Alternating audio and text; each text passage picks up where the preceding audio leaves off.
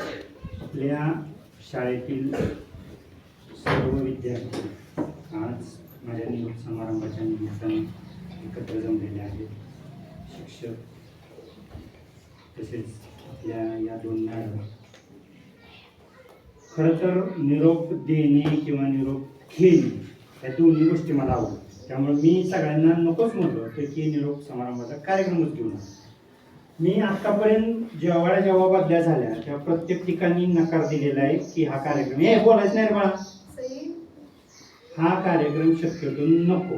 कारण काय होतं, निरोप देताना थोडंसं आठवणी सगळ्या एकदम दाटून येतात आणि मग बोलता बोलता आपला बांध कुठंतरी तुटतो आणि मग गहिवरल्यासारखं होतं आणि हे नको वाटणारे क्षण असतात. पण हे प्रत्येक माणसाच्या आयुष्यात येतच असतात. चांगले क्षण आपल्याला हवेसे असतात. निरोप देत असताना पुढे जाण्याचा, गावाकडे जाण्याचा एक आनंद मनात असतो. पण इथं आपण 4-5 वर्ष एकत्र राहिलेलो आहे. जो जिव्हाळा निर्माण झालेला आहे तो सोडून जात असताना वाईट हे वाटतंच. त्यामुळं निरोप देणं हे तशी दुःखाचीच गोष्ट आहे, पण ती आपल्याला फेस करावीच लागते. त्या गोष्टीला सामोरं हे जावंच लागतं. 2 ओंडक्यांची होते सागरात भेट.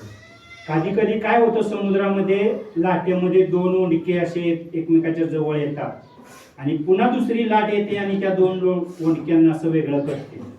हे चालत राहतं, कालचक्र आहे. आज इथं उद्या तिथं असा बदल हा होतच असतो. बदल हा निसर्गाचा एक अविभाज्य भाग आहे.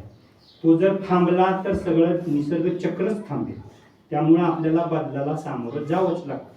पृथ्वीचा एक भाग सूर्याच्या समोर येतो आणि पुन्हा पृथ्वी फिरत असल्यामुळं तो सूर्याच्या पासून अंधारात सुद्धा जातो. पण त्याला माहीत असतं की आपल्याला पुन्हा उजेडात यायचं आहे.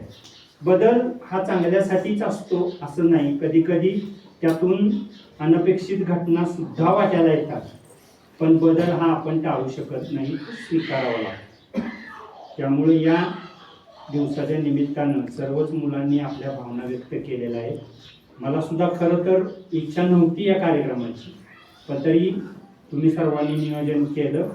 पुढील वाटचालीसाठी शुभेच्छा दिल्या त्याबद्दल सर्व विद्यार्थ्यांचे, सर्व शिक्षकांचे, तसेच आपल्या शाळेत असणाऱ्या मॅडम, स्वयंसेवक यांचे सुद्धा मी हार्दिक आभार व्यक्त करतो.